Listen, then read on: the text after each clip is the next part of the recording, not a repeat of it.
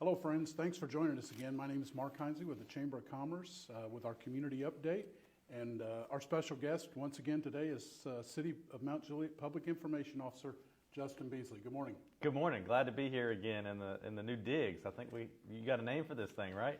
Well, those that are familiar with WANT in Lebanon, we both spend some time over there. Lots of time over there. They refer to that as Studio B, where Coleman and Company is. And I thought C in City, C in Chamber. Why don't we just call this Studio C? So we're here live this morning from Studio C in the beautiful office of the Chamber of Commerce. And thanks for taking time to join us. This might be our last one of the year. Might be. It is. I cannot believe we're almost in 2024. It's crazy. We've got a lot of stuff going on, and we'll be glad to share that with you today. Be sure to share this video with your friends and coworkers if you would. But probably the big thing going on right now in the city, and we need everybody watching this, your help, is getting everybody counted. Yeah, the Mount Juliet Census is very important. You have seen 1,000 different videos on our City of Mount Juliet Facebook page. mjcensus.org is where we need you to go. The option you have is either signing up on there or we knock on your door with the police and fire to try to friendly remind you and welcome you to fill out that census. That goes until February. Publicly, I tell people you got till the end of the week because I need them to sign up now and have some urgency. But we have done a lot of stuff with our local small businesses with giveaways. I think our last number in the 8 weeks we've done this is around $3,200 of census giveaways. And really, that's an incentive for those who have filled out the census already. And if you fill it out late, you still have a chance to win those gift cards. But really trying to provide an economic boom for our small businesses in addition to also promoting the census. It's done really good. We have probably south of 40% of our population counted. Got to get the rest of that 60%. Hopefully we can get that at the parade by promoting it there. I know we'll have 10, 20,000 people lined up on North Mount Juliet Road December 9th at 11 a.m. So it's a long process. It's going to take some time, but we thank you for your participation. Encourage your friends and family to do it too. Good friends don't let friends not fill out the census. I think it's important for everybody to know. It's almost a responsibility, I think, because you only have a couple of ways of generating revenue in the city. I mean, you have your fees and permits and all that, and you have property tax and sales tax. And clearly, the more money we bring in sales tax, is the less we have to pay for property tax. And that affects all of us. And right. So please be counted. It's probably $170, $180 per person per we year get back from the state per year. So if you allocate how much that is till 2030, I mean that's a lot of money per household if we have more than 39,000, which we had in 2020. And to your point with our property tax, last time we did anything with our property tax here in the city of Mount Juliet, with everything we have around us, as nice as it is, we lessened it. We lowered the property tax. It's really good to live here. The amenities are great. So let's keep those property taxes low and fill out your MJ census. Yes. That's not a threat. I'm just trying to encourage you. That's how we make it great here in Mount Juliet. For those that, how long is this going to take? What kind of questions are going to? It'd be done in 2 minutes. Yeah.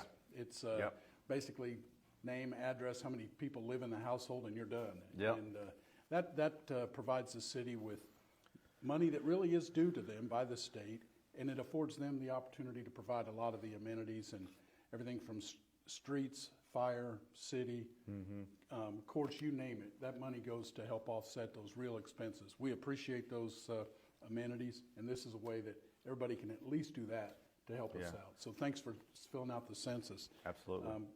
Right into sales tax, the sales tax report, the last one. Maybe not seeing the quantum leaps that we were making a year or two ago versus the year before for obvious reasons, but still tracking positive on sales tax. Right. And that goes to everybody watching this video and everybody that spends money in the city limits of Mount Juliet. Please continue to shop local. Probably heard it all before, but this is a time of year that can determine the future of a business in the retail side. So every little dollar helps. And, an extra $50 a day, what's that, $1,500 a month. That could be $3,000. That might make a month or two's rent in their store. So please support. I'll tell you, we ask those businesses all year long to support our sports teams and our youth organizations and things like that. Least we can do is return the favor. And that's a great time to go back and show them a little support as well. So, Absolutely. Something else big coming up. You kind of alluded to it, but and I've already looked, and I believe the weather is supposed to be outstanding a week Okay. from Saturday morning. Tell us what's going on up Mountain Juliet Road on Saturday the 8th. Yeah, we have our Christmas parade. It's a Tennessee-themed Christmas parade, so you can go Titans, Vols, Dolly Parton. You can go the TriStar, anything Tennessee you want. Go right ahead. But we're going to come from Mount Juliet League Park, which is Two Rivers Ford Park, down Lebanon Road to North Mount Juliet Road, and then we're going to end here, right here at the Chamber on East Division Street. So we're very looking forward to that. 11 o'clock is probably going to last a little more than an hour. Got around 80 floats. 20,000 people expected on North Mount Juliet Road. We encourage you to patronize those businesses before you get to your spot, and don't get back out in the traffic, because everybody's going to want to be on North Mount Juliet Road when it's over. Go patronize those businesses afterwards as well. We'll have our Grand Marshal, our retiring police chief, James Hambrick. He'll be retiring in mid-December. This will be one of his final big send-offs. Not only say hi to him, but just thank him with a phone call, text, email. Let him know how much he's been appreciated here in the city of Mount Juliet. I almost get emotional talking about it, because he's been a staple here. So much improvement to our police department, and he's leaving it in fantastic hands with Michael Mullins and Captain Tyler Chandler, who both of them will move up to the chief and deputy chief roles. So it's can't say enough great things about him. I heard you mention on the radio the other day, recapping the meeting, talking about Chief Hambrick's retirement party, upcoming retirement, and Yeah. you mentioned all of us would love to leave the place a little better than we found it, and I think you made a good point that Chief Hambrick kind of set the bar for how to leave it better than you found it, and those are big shoes to fill. Yeah. Somebody can come in and change policies, procedures. You can build a new building, you can do all that, but it takes a generation to change the culture. And our culture in our police department is second to none. Mm-hmm. So hats off to Chief Hambrick and Team Mount Juliet for putting us on the map. And Yeah. there are many, many others across the country and in Tennessee that are striving to be even in the same discussion as Mount Juliet. And our culture here of supporting police officers is elite as well. And a lot of that is due to Captain Tyler Chandler, with how much the messaging that he puts out constantly. And I was thinking about this real quick about Chief Hambrick. We've been wanting him to stay and maybe change his mind. I think part of the reason, I'm not speaking for him, but he can leave because he put it in a better place. If it wasn't so great, maybe you would stay, but that's a testament to his great work. You also briefly mentioned, and I didn't know, he going to stay on as the chaplain for the police department? Yeah, he's been voluntold. He hasn't been asked. Michael Mullins said you're staying on as chaplain. So that's what I know, so I believe that's to be true. Yes, sir. On behalf of the chamber, our businesses, James, I hope you see this. Thank you very much. You set a very high bar, big shoes to fill. But Chief Mullins, Deputy Chief Chandler, you're going to see the exact same support, and couldn't be prouder of you all. So sales tax, we mentioned that. We got a few new businesses. I'll let you highlight. I know you got one. Yeah. Just been waiting on them they didn't give us the okay, but had a chance to go out and visit with them, and you know who I'm talking about. That'll change sales tax Yes, next it will. year. It will. BJ's Wholesale is coming online, from what we know, tentatively Friday, December 15th, and I've been told if that date changes, it's going to be sooner. So we are very much looking forward to them in the Providence section. We got a little tour of the building inside. It's got everything you can think of and more for great prices, got great gas. And when you look at BJ's Wholesale coming online, that is a major league get for the city of Mount Juliet. So I've respectively said we've been playing high AAA ball for a while. When you get a BJ's coming online, when you get a Costco coming online, we're in the big leagues headed to the Hall of Fame here in Mount Juliet. And we're best years ahead of us for sure. The days of folks having to go or feeling like they needed to leave the city limits to go stock up on volume things, we now maybe give you another opportunity to spend your money in your own community. Oh, yeah. So, we had a couple of new little restaurants open up recently, and then a big one approved at the BOC meeting Monday night was the project out at Golden Bear and I-40. Yes, sir. More residential housing out there, Yes, sir. entertainment venues. And that's beginning to work its way through the process. So Yeah. who knows, a year from now when we're sitting here wrapping up 2024, that intersection's going to look a lot different, I hope. Yeah, there's a lot of exciting things coming on Golden Bear, and we're very excited for that. People are choosing Mount Juliet to bring all this business to, which is a compliment to what our elected body, our city manager, you and the chamber staff have been able to do to create this environment here. So we're very thankful for that. One of those places you mentioned that's new that's come online in Charlie's place is Maniac's Chicken. I know we put out a city post, got a ton of shares, ton of comments. Somebody the other day said, go try it, their chicken, it's the best ever. I think they have a spot in Brentwood that's been fantastic, and now they have one in Mount Juliet. Fantastic owner. I haven't been able to eat over there yet. I was able to take some photos. They were slammed. They had a lot of people in there. So that's also a reminder. Be generous to the staff.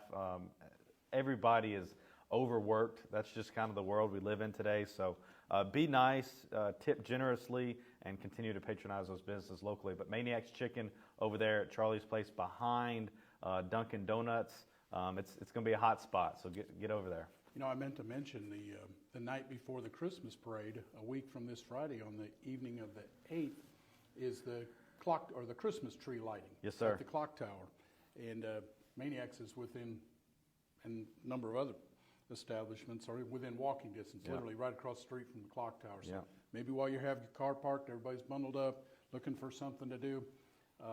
Maybe you can even enjoy a meal right there by the Christmas place. So.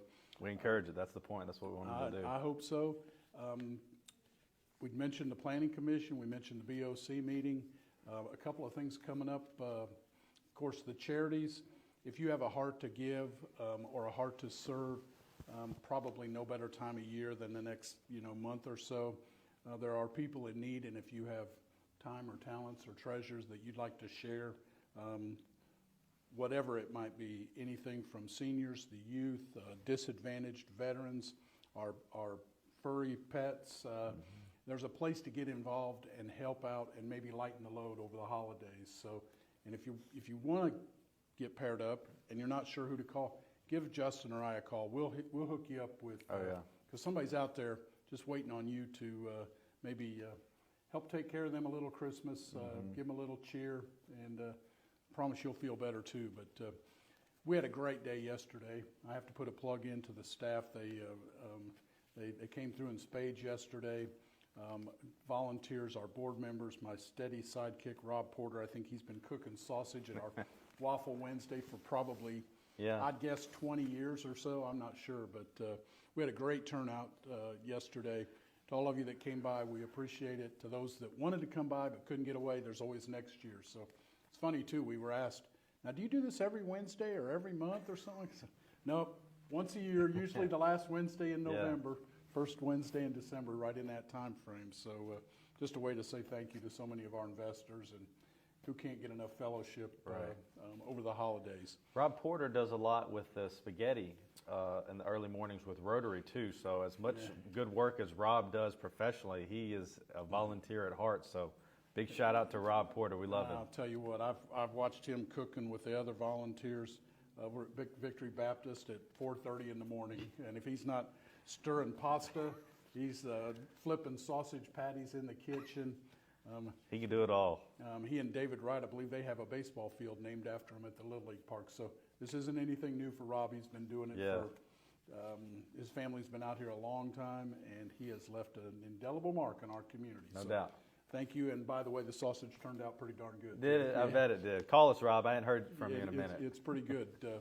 Next month, we're going to have let me back up, the November monthly luncheon. The Chamber has a luncheon typically the third Wednesday of every month. Chief Hambrick was our guest host speaker last couple weeks ago. What a man. Talents beyond just policing. Yeah.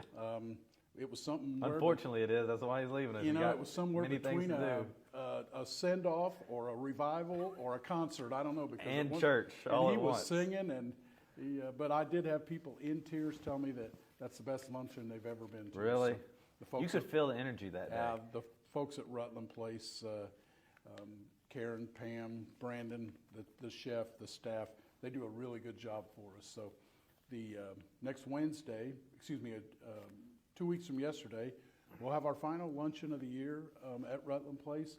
And Cumberland University President Dr. Paul Stump is going to be our guest speaker that day. And in January, our guest is Ava Page.